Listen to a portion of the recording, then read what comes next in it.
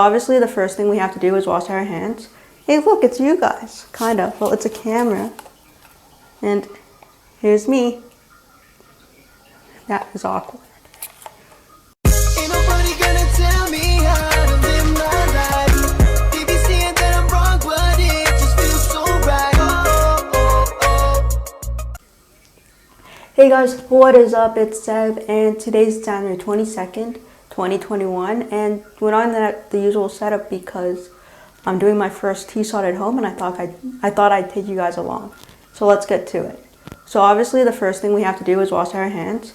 Hey, look, it's you guys. Kind of. Well, it's a camera, and here's me. That is awkward.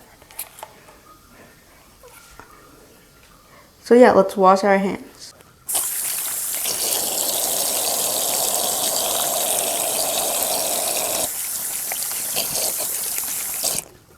Alright, so now that we got our hands washed, we could get started with the actual shot.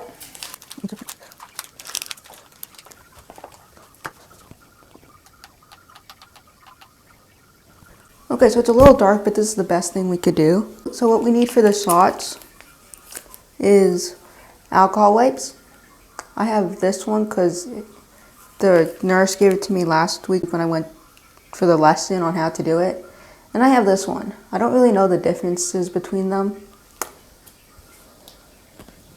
Yeah, I don't really know the differences between them. But, I mean, there must be a difference. Then we have our needle and the testosterone. It's really just not focusing today, huh? Okay, so first things first, we take the vial. After washing our hands, we take the vial. And we take an alcohol wipe. And we wipe down the vial. Keep in mind, this is how I learned how to do it. And I'm doing the subcutaneous injection. So most of them do it on the leg because they're like the intramuscular, I think it's called, injections. But I do it in my stomach. So first things first, we take the little wipe and we wipe down the little vial. Just like this. The second thing is we then open the syringe. When removing the lid, I was taught to hold on, to like press down on the cap just to make sure the needle is on the syringe properly. And then we remove the cap. We then take the syringe and we put a little air into it because when putting it into the vial, we need enough pressure to take the needle back out. So then we just stick it in, we press the air in, we flip it over inside out. We flip the vial upside down, and I do 0.2, but testosterone's thick, so it might take a while. It's not coming yet, but that's why we flip it upside down. Oh, we could kind of see it. I was taught to ignore all the air bubbles and just eye the 0.2, is it milligrams? Is that what it's called? The 0.2 milligrams that I need, and then press the air bubbles back up when I got the 0.2. So yeah, this is a thick boy.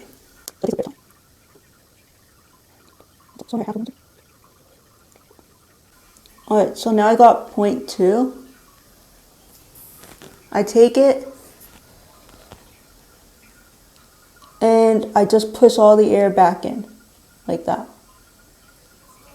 And then take this, flip it like this, take it out, put the vial aside, and then I cap it again. Because you don't want the needle to have anything on it. You then take this and you put it back into the little slot, little bag. You then take this, put it back into the little bag like this. Yeah, and then when we're ready to get injection spot ready, so we lift it up. Having a binder on kind of helps for this, yeah. So we lift it up, and I did this side, so I'll do this side again. So I'll do the other side, I mean. You take your second alcohol wipe, you open it.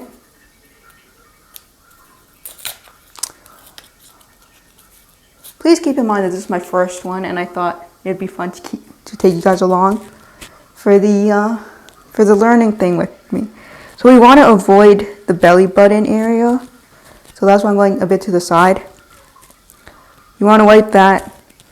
I was taught a little trick of like let it dry for a few seconds, so like 5 seconds, because that's when nurses put the needle in you, that's what makes it sting. So then once that dries, we take our needle, we always hold the head and remove it, remove the cap. We then pinch the fat, and we want to make sure we insert it 90 degrees, so straight in. So once it's straight in, we can release a bit, and we just start pushing down at our own pace.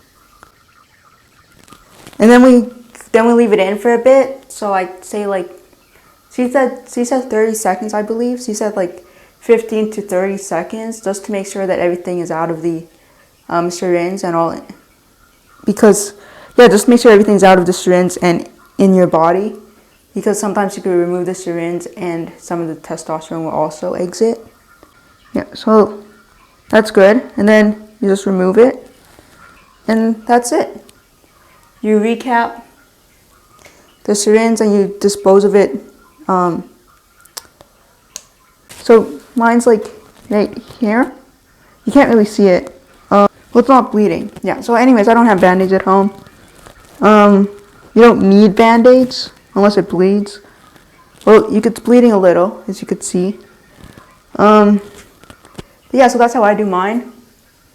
Just keep in mind that like most of the guys that show how to do the injections, I believe, are intramuscular, which means I think like they go into the muscle.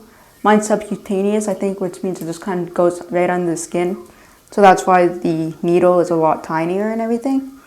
But yeah, just keep in mind that this is how I was shown.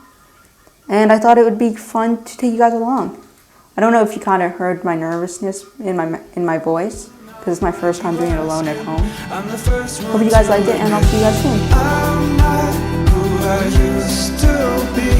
Passing days, my changing age have swayed out. I see